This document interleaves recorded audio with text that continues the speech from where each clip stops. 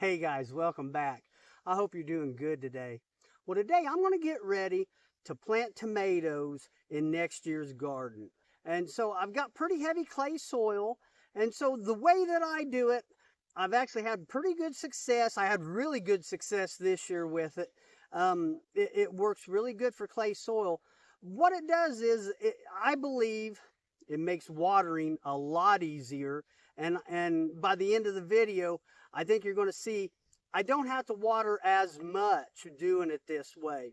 I let them roots more room to get bigger, and so that is a big thing. And once I get done doing this, I won't have to fertilize them again next year at all. And so I'm going to show you how I space them and why I space them that way. So let's go ahead and we're going to get started on it. Okay, so I went ahead and I have my holes marked and I put a tape measure down so you could see a little bit easier what I did. So I started here and I put a stick down, and then every 3 foot I went ahead and I marked another hole. And so my plants are going to be 3 foot apart. My rows are going to be 4 foot apart. Now, I'm going to grow indeterminate tomatoes next year, and so you want to give them a lot of space. Even if you wanted to go 4 foot between plants, it probably wouldn't hurt, but you want that much space because it gives it a good airflow and it helps keep down on, disease and things like that. And so I just have found, don't plant your tomatoes too close together. So we're going to go ahead and we're going to start drilling our holes. Okay, so you can see this gas-powered auger really makes this job easy. There's no way I could get this good of a hole using post-hole diggers or a shovel. It is just so much faster, and it's just, I can't say enough about how much easier it is, how you're going to be able to plant more tomatoes, things like that, using a gas-powered auger. So we're going to go ahead and we're going to finish this up. Now, a couple things I want to show you that I've learned from experience that actually makes doing it this way a lot better. But if you're new to the channel, or you're like the video, please consider subscribing. I would appreciate it. And as always, it is free. Now, one of the first things I do is I go ahead and I clean all this dirt off of here. If I don't, it's just going to get back down into the hole. And then I go ahead, if there's any dirt down in the hole, I clean it out.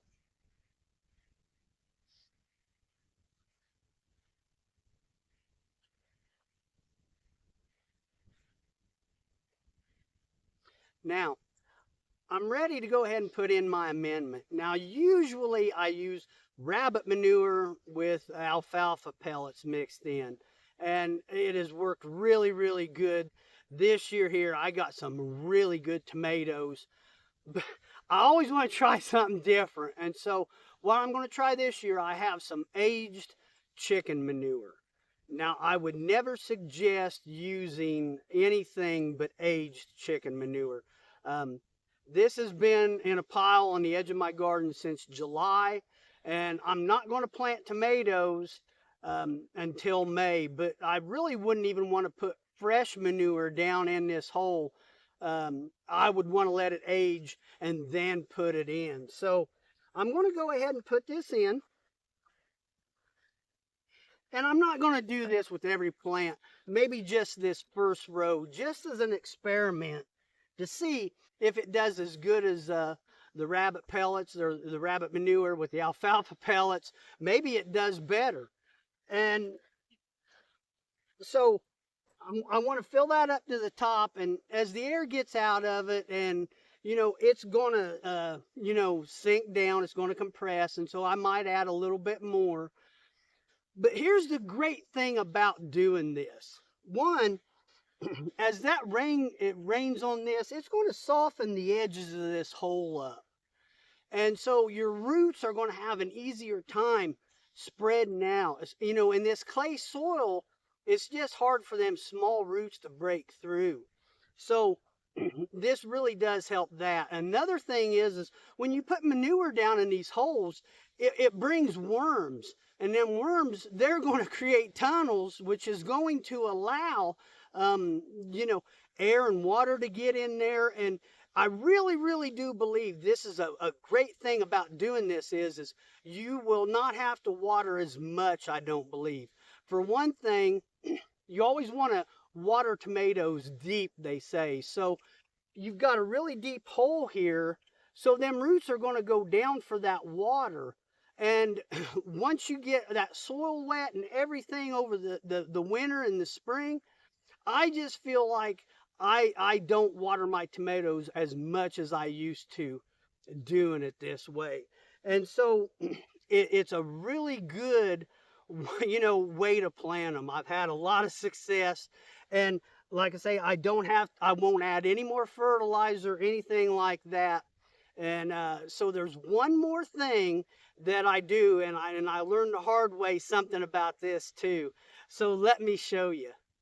Okay, so when I get my holes filled up and everything's good, I put a really thick layer of hay. You could use straw. You could even use, leaves that weren't mulched, just whole leaves, I imagine. But I put that on there, and then I just leave it just like this. It's going to help keep the weeds down. And like I say, this is going to sink here in a little bit. So what I'll do here in, a month or so, I'll just dig through that and I'll find that hole.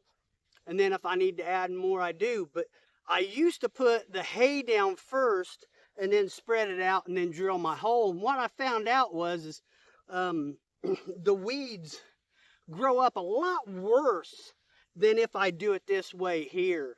And so this is just, to me, is a better way of putting a weed barrier down for these tomatoes.